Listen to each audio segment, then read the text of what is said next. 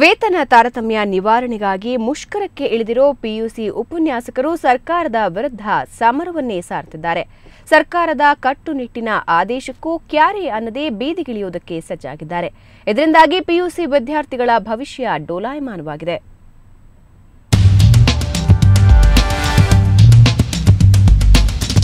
ಮೌಲ್ಯಮಾಪನಕ್ಕೆ ಹಾಜರಾಗಲೇಬೇಕು, ಇಲ್ಲದಿದ್ದರೆ ಕ್ರಮ ಖಚಿತ. ಇದು ಶಿಕ್ಷಣ ಇಲಾಖೆಯ ಸ್ಪಷ್ಟ ಆದೇಶ. ಆದರೆ ಪಿಯುಸಿ ಉಪನ್ಯಾಸಕರು ಜಗ್ತಾನೇ ಇಲ್ಲ. 3 ದಿನಗಳಿಂದ ಮೌಲ್ಯಮಾಪನ ಬಹಿಷ್ಕರಿಸಿರುವ ಉಪನ್ಯಾಸಕರು ತಮ್ಮ ಬಿಗಿಪಟ್ಟು ಸಡಿಲಿಸ್ತಾನೇ ಇಲ್ಲ. ಸರ್ಕಾರದ ಎಚ್ಚರಿಕೆಗೆ ತಿರುಗೇಟು ನೀಡಲು ಪ್ರತಿಭಟನೆ ತೀವ್ರಗೊಳಿಸಲು ಮುಂದಾಗಿದ್ದಾರೆ. ಇವತ್ತು ಬೆಂಗಳೂರಿನಲ್ಲಿ ಉಪನ್ಯಾಸಕರು ಬೀದಿಗಿಳಿದು ಬೃಹತ್ ಪ್ರತಿಭಟನೆ ನಡೆಸಲಿದ್ದಾರೆ. 4ನೇ ವೇತನ ಆಯೋಗದಿಂದ ವೇತನ ತಾರತಮ್ಯ ಶುರುವಾಯಿತು ಅಂತ ಪಿಯುಸಿ ಉಪನ್ಯಾಸಕರು ಆರೋಪಿಸುತ್ತಿದ್ದಾರೆ. ಆದರೆ ಸರ್ಕಾರ ಮಾತ್ರ ಯಾವುದೇ ರೀತಿಯಲ್ಲೂ ತಾರತಮ್ಯ ಮಾಡ್ತಿಲ್ಲ ಅಂತ ವಾದಿಸುತ್ತಿದೆ. ಇದಕ್ಕೆ ಸಾಕ್ಷಿಯಾಗಿ ಜಾಹೀರಾತು ನೀಡಿರುವ ಸರ್ಕಾರ ಬೇರೆ ರಾಜ್ಯಗಳಿಗಿಂತಲೂ ಕರ್ನಾಟಕದಲ್ಲಿ ಉಪನ್ಯಾಸಕರಿಗೆ ಹೆಚ್ಚಿನ ಸಂಬಳ ನೀಡಲಾಗ್ತಿದೆ ಅಂತ ಅಂಕಿಅಂಶ ಬಿಚ್ಚಿಟ್ಟಿದೆ. ಅದರ ಪ್ರಕಾರ ಕರ್ನಾಟಕದ ಉಪನ್ಯಾಸಕರು 29,400 ರೂಪಾಯಿ ವೇತನ ಪಡೆಯುತ್ತಿದ್ದಾರೆ.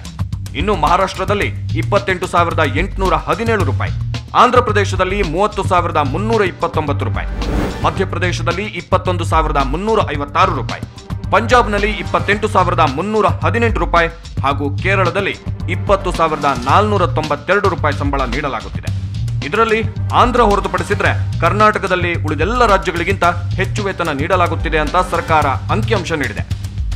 ಆದರೆ ಸರ್ಕಾರದ ಈ ಅಂಕಿಅಂಶಗಳನ್ನು ಉಪನ್ಯಾಸಕರ ಸಂಘ ಅಲ್ಲಗಳೆದಿದ್ದು, ಸರ್ಕಾರದ ಜಾಹೀರಾತಿಗೆ ಪ್ರತಿಯಾಗಿ ಉಪನ್ಯಾಸಕರು ತಮ್ಮದೇ ಆದ ಪ್ರಕಟಣೆಯೊಂದನ್ನು ಹೊರಡಿಸಿದ್ದಾರೆ. ಉಪನ್ಯಾಸಕರ ಪ್ರಕಾರ ಬೆಂಗಳೂರು ನಗರ ವ್ಯಾಪ್ತಿಯಲ್ಲಿ ಕೆಲಸ ಮಾಡುವವರು 6ನೇ ವೇತನ ಆಯೋಗದ ಪ್ರಕಾರ ಎಲ್ಲಾ ಭತ್ಯೆಗಳು ಸೇರಿ ಒಟ್ಟು 29,600 ರೂಪಾಯಿ ಸಂಬಳ. ಹಾಗೆಯೇ ಮಹಾನಗರ ಪಾಲಿಕೆ ವ್ಯಾಪ್ತಿಯ ಉಪನ್ಯಾಸಕರು ಮಾಸಿಕ 26,948 ರೂಪಾಯಿ, ಜಿಲ್ಲಾ ಕೇಂದ್ರಗಳಲ್ಲಿರುವವರು ತಿಂಗಳಿಗೆ 25,580 ರೂಪಾಯಿ ಪಡೆಯುತ್ತಿದ್ದಾರೆ. ಇನ್ನು ತಾಲೂಕು ಕೇಂದ್ರ ಹಾಗೂ ಗ್ರಾಮೀಣ ಪ್ರದೇಶದ ಉಪನ್ಯಾಸಕರು 24,896 ರೂಪಾಯಿ ಸಂಬಳ ಪಡೆಯುತ್ತಿದ್ದಾರೆ. ಒಟ್ಟಾರೆ ಬೆಂಗಳೂರು ನಗರದ ಉಪನ್ಯಾಸಕರು ಪಡೆಯುತ್ತಿರುವಷ್ಟೇ ವೇತನವನ್ನು ಗ್ರಾಮೀಣ ಮಟ್ಟದವರೆಗೂ ನಿಗದಿಪಡಿಸಬೇಕು ಅನ್ನೋದು ಇವರ ಒತ್ತಾಯ.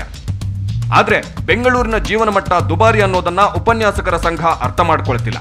ಒಟ್ಟಿನಲ್ಲಿ ಸರ್ಕಾರ ಹಾಗೂ ಉಪನ್ಯಾಸಕರ ನಡುವಿನ ಜಟಾಪಟಿಯಿಂದಾಗಿ ವಿದ್ಯಾರ್ಥಿಗಳು ಸಂಕಷ್ಟ ಅನುಭವಿಸುವಂತಾಗಿದೆ. ಮಸೂದ್, ಸುವರ್ಣ ನ್ಯೂಸ್ 24/7 ಬೆಂಗಳೂರು.